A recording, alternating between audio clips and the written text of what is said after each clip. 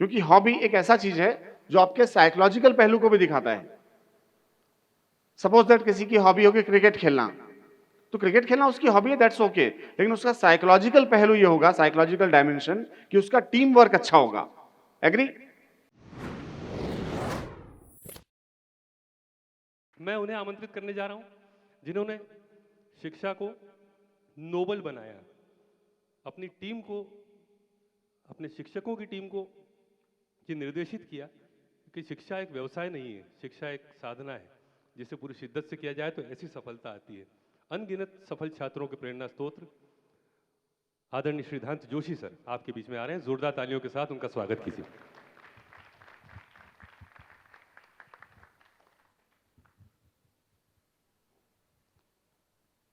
मंच की औपचारिकताओं को छोड़ते हुए सीधे आपसे जुड़ के बात किया जाए। ठीक आज से 15-16 दिन पहले की एक बात है, एक रिजल्ट घोषित हुआ, that was for UPSC, IAS, IPS. सुना हुआ है ये? टॉप ब्यूरोक्रेट्स यूपीएससी के द्वारा चयनित किए जाते हैं, और इस बार कौटिल्य एकेडमी ने 132 रिजल्ट टॉपर सहित ये देकर सिद्ध किया कि कौटिल्य एकेडमी के जो मेथोडोलॉजी है वो टॉपर्स बनाने में सक्षम है। हम उसको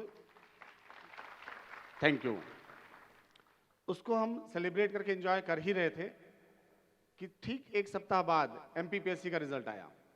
और एमपीपीएससी का रिजल्ट चूंकि ये 4 साल तक गवर्नमेंट के कुछ रूल्स की वजह से अटका हुआ था, एमपीपीएससी के माध्यम से डिप्टी कलेक्टर डीएसपीज बनते हैं। सुना हुआ ये भी? इसमें टॉप 5 में से 4, रैंक 1, रैंक 2, रैंक 4, रैंक 5, ये रिकॉर्ड था मेरे लिए भी। मेरे लिए इसलिए कह रहा हूँ कि जब आप लगातार काम करते हो तो आपका कंपटीशन सिर्फ आपसे रह जाता है। तो इस बार टॉप 5 में टॉप 4 का होना और लगभग 130 रिजल्ट उसमें भी आ जाना, ये कहीं ना कहीं प्रूव कर रहा था कि हम जो कर रहे हैं वो सही चल रहा है। परंपरा रुकी नहीं है। फिर हुआ ये कि नीट का रिजल्ट आ गया, उसमें भी सिटी टॉपर देना, देखिए ये बहुत छोटी सी जर्नी है अभी, मात्र 3 साल की, जिसमें जो कीर्तिमान बनाए जा रहे, जो रिकॉर्ड्स आ रहे हैं वो अप्रिशिएबल हैं क्योंकि ये कम समय के हैं, पर उसमें भी सिटी टॉपर का आना, या जिस तरीके से आप लोगों ने परफॉर्म किया व्हाइट ड्रेस वाले, थैंक्स अ लॉट, क्योंकि आपके बिना ही ये, आपके बिना पॉसिबल नहीं था ना होना। तो वहां भी लगा कि अगले सप्ताह ये जर्नी मजा आ रही है, तो कि सफलता लगातार, आईएएस से पीएससी, पीएससी से नीट तक पहुंच गए। फिर कल रिजल्ट आ गया आईआईटी एडवांस का, वहां भी ये रिजल्ट शो करता है कि जो हमने एक मेथोडोलॉजी तय किया है कि किस तरीके से काम किया जाए, उसको सही तरीके से फॉलो कर लिया जाए तो रिजल्ट लाया जा सकता है। सहमत है आप सभी इस बात से? तो जरा सीधे से बैठ जाओ जरा थोड़ी देर के लिए, सबके सब ना एकदम रिलैक्स मोड पे आ गए ऐसा लग रहा है। हालांकि खैर लगभग 2-2.5 घंटे से बैठे हुए सभी, 3 घंटे हो गए। इतने देर में अगर एक मूवी भी देखने बैठे होते तो बीच में ब्रेक हो गया होता, कुछ पॉपकॉर्न और कोल्ड ड्रिंक्स तो आ ही गए होते, पर इतने समय तक आप बैठे हैं, ये शो करता है कि आप निश्चित रूप से कुछ बातों के लिए डेडिकेटेड हैं, और यही डेडिकेशन बेस बनता है आपके रिजल्ट का, सफलताओं का। बहुत सारी बातें आ गई सफलताओं के लिए, क्या करना है समझ में आ रहा है? रेसिपी तैयार है? कई बार क्या होता है पता है कि रेसिपी तो पता होता है, उस रेसिपी, अच्छा अभी एक छोटी सी बात और याद आ गई, बता देता हूं। जब पीएससी यूपीएससी का एग्जाम्स होते हैं ना, उसमें इंटरव्यू सबसे लास्ट पड़ाव है। उस इंटरव्यू में एक स्पेशल टॉपिक होता है हॉबीज, कि आपकी हॉबी क्या है, क्योंकि हॉबी एक ऐसा चीज है जो आपके साइकोलॉजिकल पहलू को भी दिखाता है। सपोज दैट किसी की हॉबी होगी क्रिकेट खेलना, तो क्रिकेट खेलना उसकी हॉबी है, दैट्स ओके, लेकिन उसका साइकोलॉजिकल पहलू ये होगा, साइकोलॉजिकल डायमेंशन, कि उसका टीम वर्क अच्छा होगा। एग्री? कोई अगर डायरी राइटिंग करता है या चेस खेलता है, दैट मीन्स उसकी प्लानिंग अच्छी होगी, वो एनालाइज करता होगा। किसी की हॉबी कुकिंग होगी तो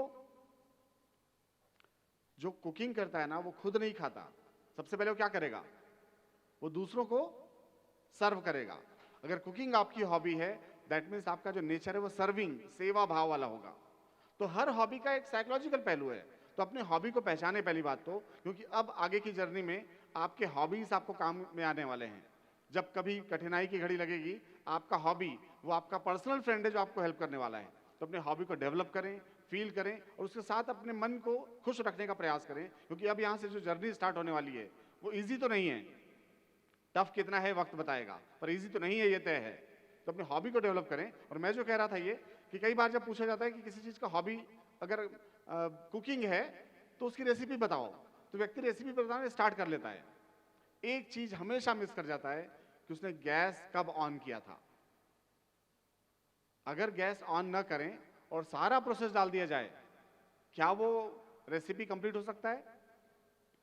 ये जो छोटा छोटा गैस एनलाइटनिंग का प्रोग्राम है ना, वो ऐसे छोटे छोटे होते रहते हैं। अब आज कितने लोग मोटिवेट होकर रात को 2 बजे तक पढ़ने वाले हैं मुझे नहीं पता, पर कुछ तो मोटिवेशन मिल रहा होगा।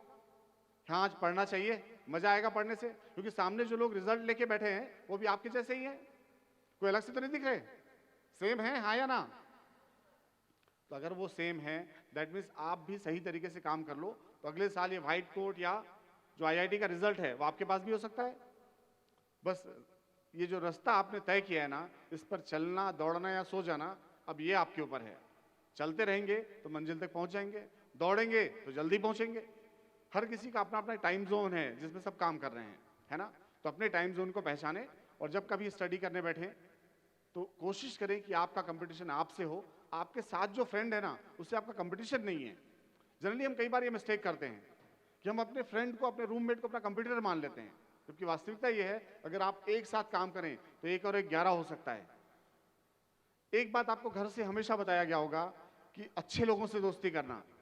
इंदौर आए हैं तो हो गया सबको ये एडवाइस कि अच्छे लोगों से ही दोस्ती करना। और मैं आपसे एक बात कहना चाहता हूं, आप वो अच्छे बन जाओ, बाकी लोग आपसे दोस्ती करना चाहें। तो जितने अच्छे रिजल्ट्स आ चुके हैं उनको बधाई, शुभकामनाएं, और जो इस जर्नी में अब आगे बढ़ने वाले हैं, ऑल द बेस्ट, क्योंकि ये जर्नी बहुत लंबी नहीं है, 1 आध साल की ही है। और अगर काम हो गया तो नेक्स्ट ईयर फिर से जैसे शुभकामनाएं हैं, किस हाल में मिलेंगे देखा जाएगा, पर मिलेंगे जरूर, ये वादा रहा। Thank you.